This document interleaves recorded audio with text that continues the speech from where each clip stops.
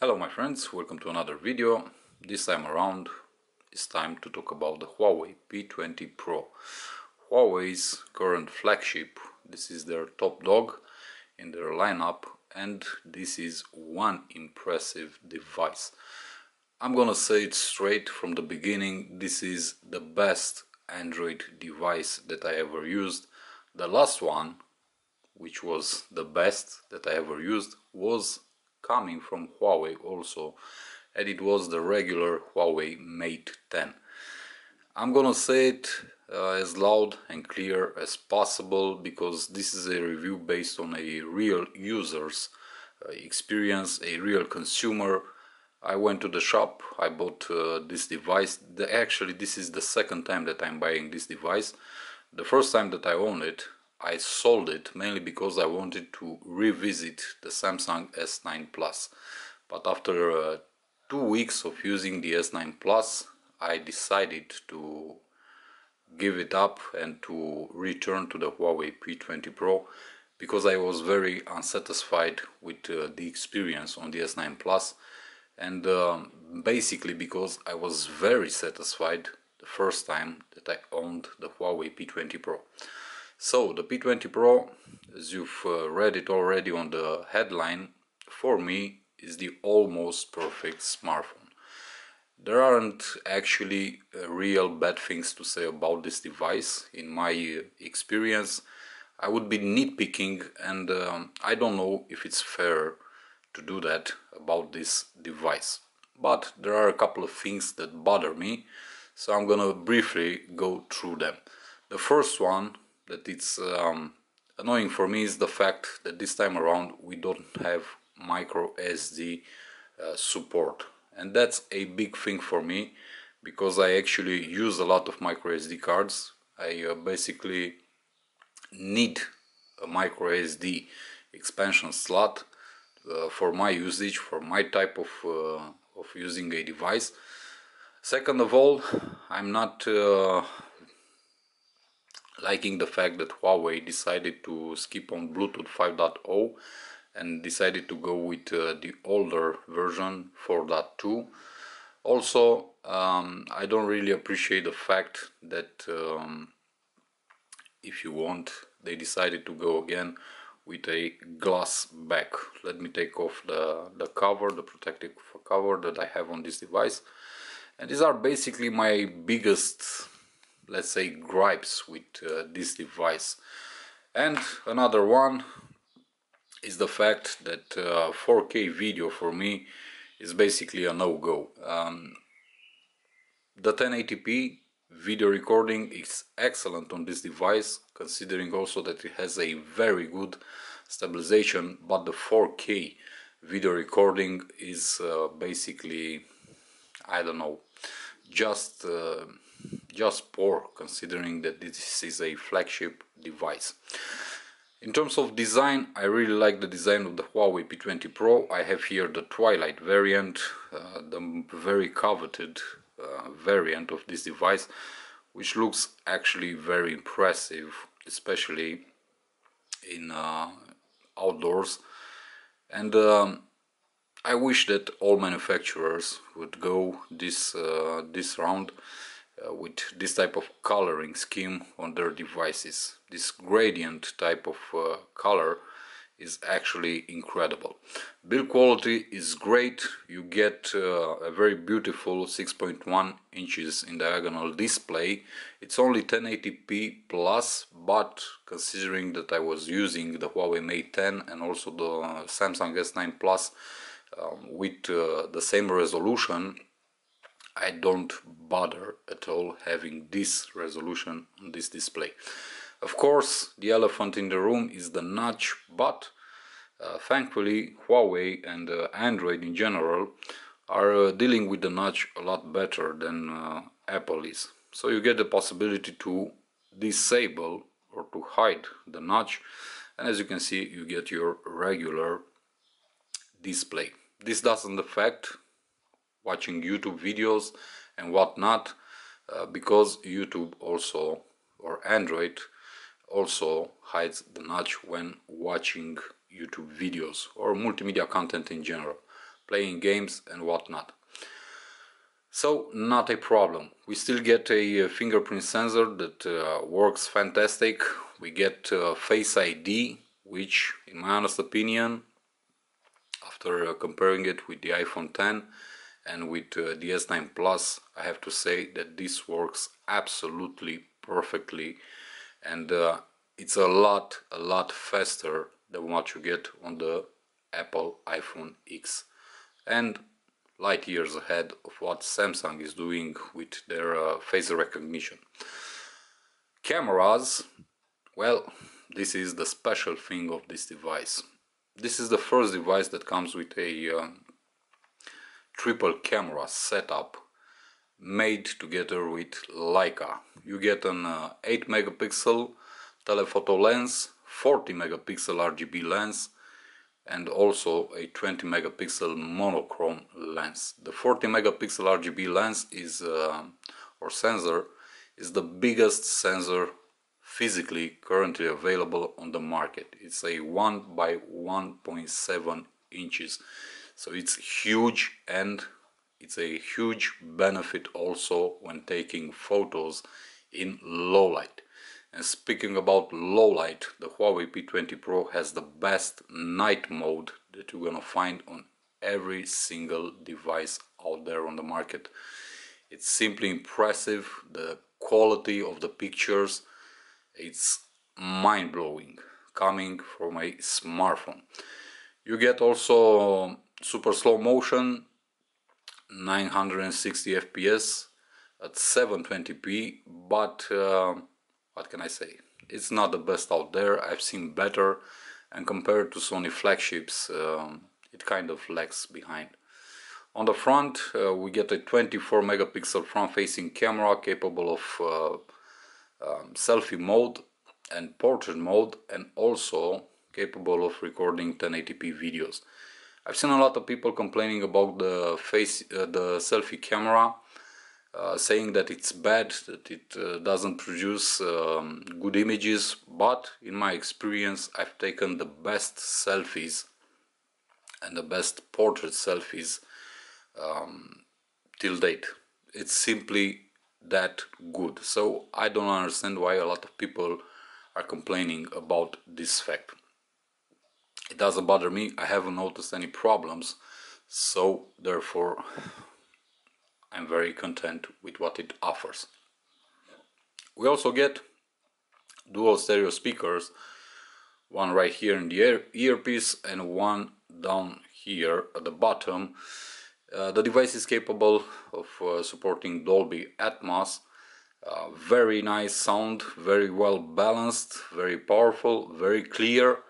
Also, I did notice that it tends to favor a bit the highs, but it doesn't distort, and it doesn't create any type of problems for the user.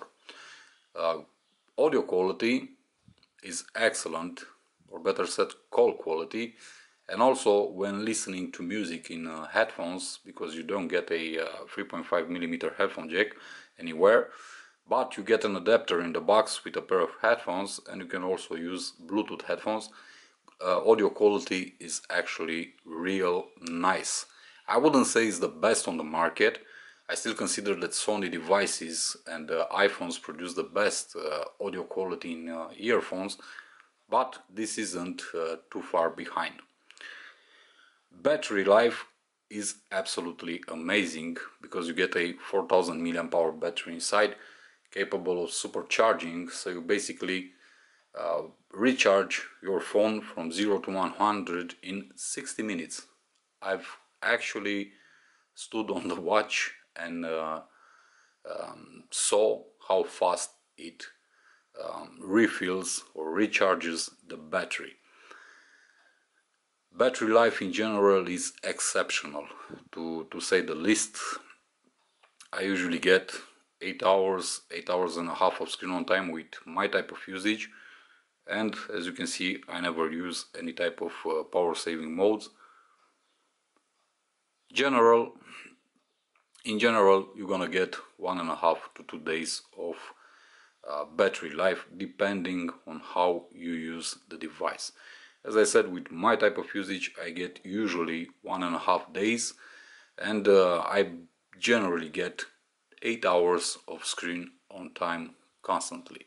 So excellent battery life, nothing bad to say about this department if you want.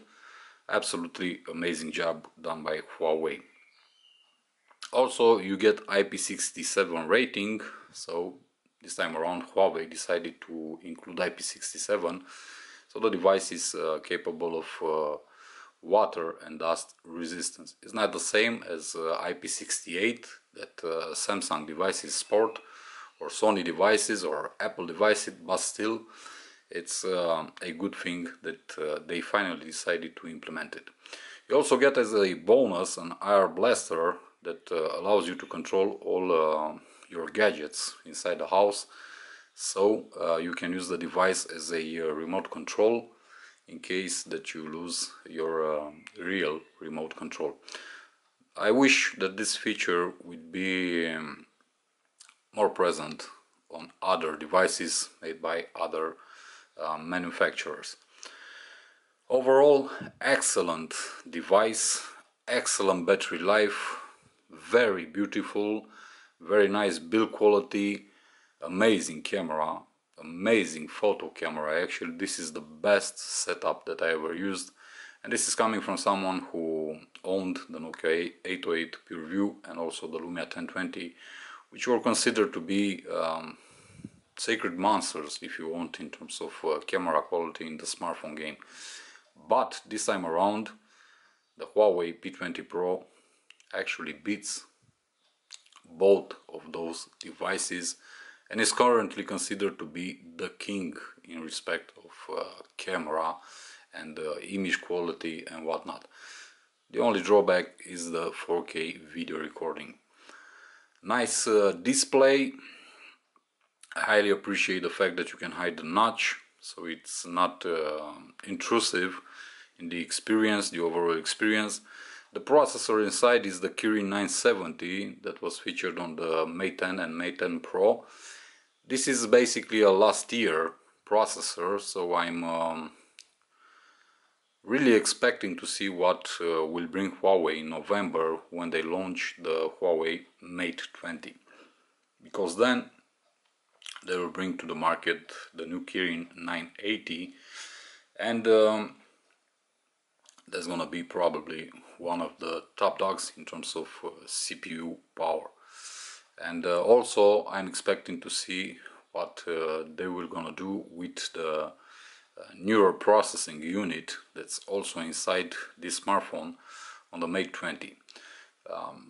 It's kind of running on last year's hardware in terms of processing, but it's so well optimized, and everything is so well done that it basically flies throughout every single task. You get 6 GB of RAM with 128 GB of internal memory, and as I said, that's not expandable, but I haven't noticed any hiccups, any random reboots. I haven't noticed any kind of lag. This device basically flies, and it flies throughout everything like a champ. I'm highly impressed with what Huawei did with the P20 Pro, especially in the camera department, because I was eagerly waiting to finally have a device on the market that's capable of defeating, if you want, the old kings, the ancient kings, the 808 PureView and the Lumia 1020, and they've done a really good job with this one. I haven't had any problems with this device, nor the first time, not this time around. Everything has worked flawlessly, everything has been excellent. My experience with this device has been great so far, so I have no complaints about this device. I have no bad remarks. I have nothing but nothing bad to say about this Huawei P20 Pro. This is basically why I consider this device to be almost perfect, with the exception of those little things that I mentioned in the beginning of this video. But as I said, I don't want to be nitpicking, because this device certainly doesn't deserve something like that. It's an excellent experience for the user. It's a great investment if you want. It brings a lot of innovation on the market, especially in the camera department, something that I'm really interested in. And considering that the competition sells their devices a lot higher on the price range, 900, 1000, 1200 euros and whatnot, paying just 750 to 800 euros on a Huawei P20 Pro, I think that this is the best decision, the best purchase decision that you can make when going out and searching for a new device.